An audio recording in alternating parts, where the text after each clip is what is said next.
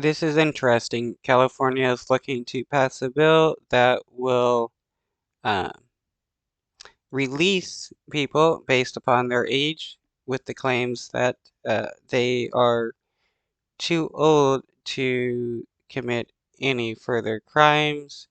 I mean, in some people's cases, yeah, they probably are too old to don't have enough energy or whatever. In some people, the cases may be different. It may just be based upon, individual cases.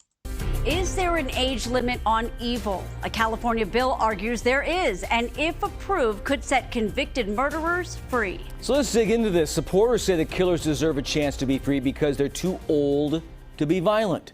We turn to CBS 13's Madison Keevy live at the state capitol with answers on who could soon be free if the bill is passed. What a talker, Madison. Yeah, Tony, it really is. And as one local district attorney put it, these are the most heinous crimes. This is murder with special circumstances, which means kidnapping, torture, or even sexual assault. And these killers could walk free or even just have a conversation about parole simply because they're too old to be violent. There is no age limit on evil. No one knows better than the family member of a murder victim at the state capitol to speak out against SB 94.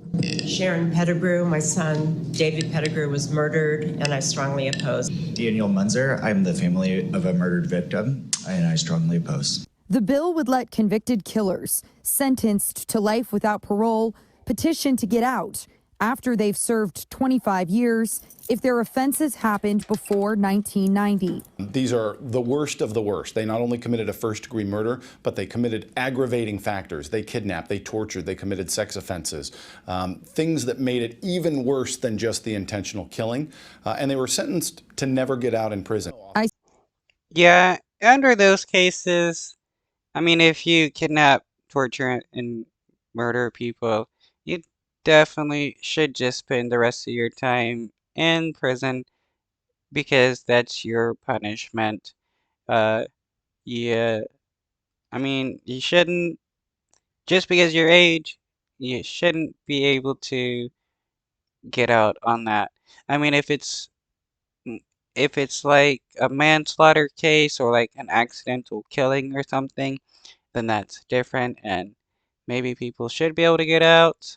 I sat down with Placer County District Attorney Morgan Geyer to ask, from his viewpoint, can criminals truly age out of violence? I think the misunderstanding on the part of the legislators who voted for it all made the same comment, that this is a very narrowly tailored bill that will only apply to a few people in prison, and that's simply not the case. I don't know how much more measured we could be to allow this balance of checks and balances so folks do not get the possibility of parole who shouldn't. The bill's author said it's been reworked for more than 2 years. One of the changes in that time, anyone convicted of killing a peace officer is not eligible. If this bill passes, families will have to fight at a resentencing hearing, possibly 2 times over the next 6 years, then spend the rest of their lives reliving the horror of opposing parole face to face with these killers. All right, so Madison, now in these cases, life without the possibility of parole, did victims' families sign up for notifications on their cases, or how does that even factor in here?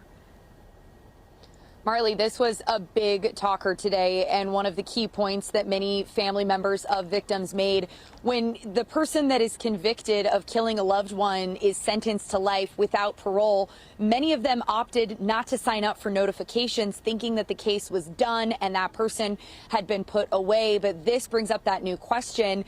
The bill's author says that they can work through that, and they're going to have more conversations with victims and victims advocates to figure that out.